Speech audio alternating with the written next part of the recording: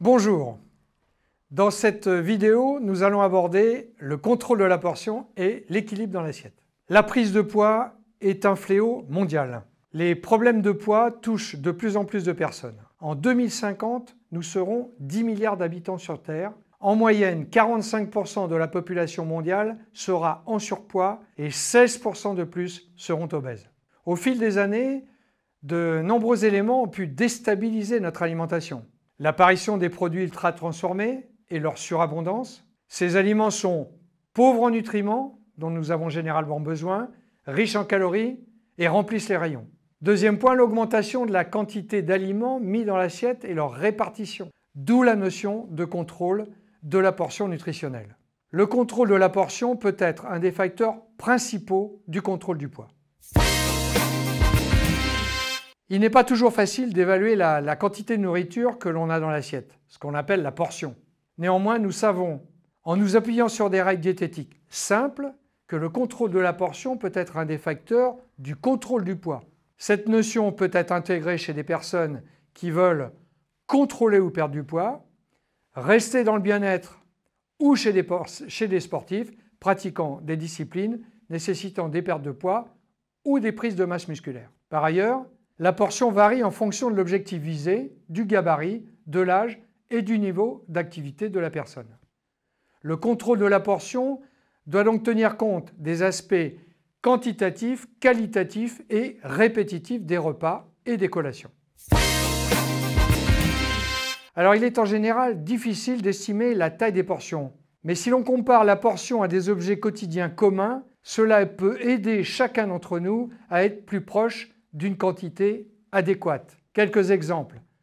100 g de viande cuite, poisson ou volaille, et de la taille d'un paquet de cartes à jouer.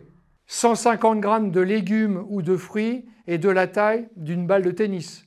100 g de grains entiers cuits et de la taille d'une ampoule. Et en option, 30 g de fromage et de la taille de 4 dés. 2 cuillerées à soupe de vinaigrette remplissent un verre de projectile.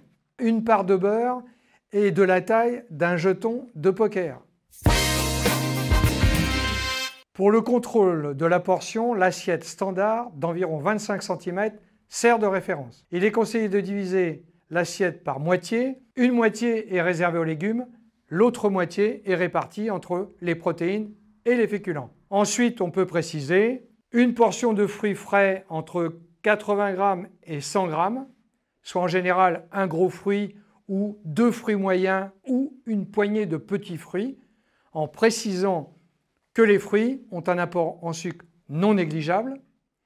Les portions de produits laitiers se situent entre 30 g de fromage, 125 g pour un yaourt et 150 ml de lait. En fonction de l'objectif visé, du gabarit, de l'âge et du niveau d'activité, il faut utiliser des assiettes, des couverts et des verres adaptés. Autre point important, il est préférable de ne pas manger directement à partir de l'emballage. Il est trop difficile de se rendre compte de la quantité que l'on mange. Il est recommandé de mesurer les portions d'aliments riches en calories. Il faut enfin éviter de se resservir. Pour cela, il est conseillé de ranger les restes dès que possible afin de ne pas tenter d'en manger davantage. Les substituts de repas ont un avantage pour le contrôle de la portion dans le cadre d'un objectif de perte ou de contrôle de poids. Leur apport calorique et leur composition notamment sont définis strictement. La portion est obligatoirement située entre 200 kcal et 400 kcal. Ils doivent apporter un bon équilibre entre macronutriments, protéines, lipides et glucides, et micronutriments, vitamines, minéraux, oligo-éléments. Les substituts de repas vous permettent de remplacer 1 ou 2 repas quotidiens dans le cadre d'un régime hypocalorique pour atteindre vos objectifs. Ils peuvent être consommés sous forme de smoothies, de boule cake ou de bars au petit déjeuner. En matière de portions, il faut non seulement être attentif à ce que l'on met dans son assiette, mais aussi veiller à une bonne répartition dans la journée. Les légumes, 3 à 4 portions de préférence sans sucre et préparés à la vapeur. Les fruits, 1 à 2 portions par jour. Les viandes, les œufs, les poissons, les protéines végétales, 2 à 3 portions par jour selon l'objectif. Il faudra en plus diminuer l'utilisation des produits transformés et mettre l'assaisonnement à part. Une fois les portions connues, les repas peuvent être répartis sur la journée, par exemple 3 repas principaux et jusqu'à 2 collations, en moyenne toutes les 3 heures. Des repas réguliers associés à des collations, si besoin, peuvent aider à contrôler la faim, à augmenter la satiété et à intégrer une alimentation saine et équilibrée. Dans cette répartition des repas sur la journée, le petit déjeuner a une grande importance. Il peut apporter 15 à 25% des apports énergétiques quotidiens.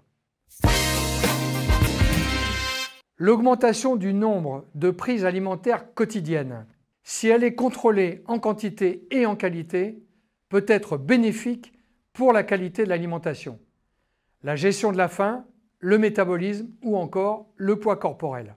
On va parler alors de collations réparties le matin et ou l'après-midi. Par contre, ce grignotage inconscient, non organisé et souvent riche en sucre ou en graisse peut facilement mener à un excès d'énergie, un excès d'apport calorique et favoriser la prise de poids. Que l'on appelle collation ou encas, ces portions prises entre les repas principaux, il faut savoir qu'elles doivent être intelligentes et diététiques. Bien organisées, elles contribuent à la répartition des apports énergétiques sur la journée. Alors quels sont les grands principes à retenir? Il faut premièrement manger beaucoup de couleurs pour aider à manger une plus grande variété d'aliments et de nutriments. Il faut lire avec attention les étiquettes des aliments et des produits nutritionnels pour permettre de savoir ce que l'on mange et ce que l'on boit. Enfin, ne pas hésiter à faire des collations pour mieux répartir les quantités sur la journée. Retrouvez toutes mes vidéos en ligne sur votre plateforme myherbalife.fr.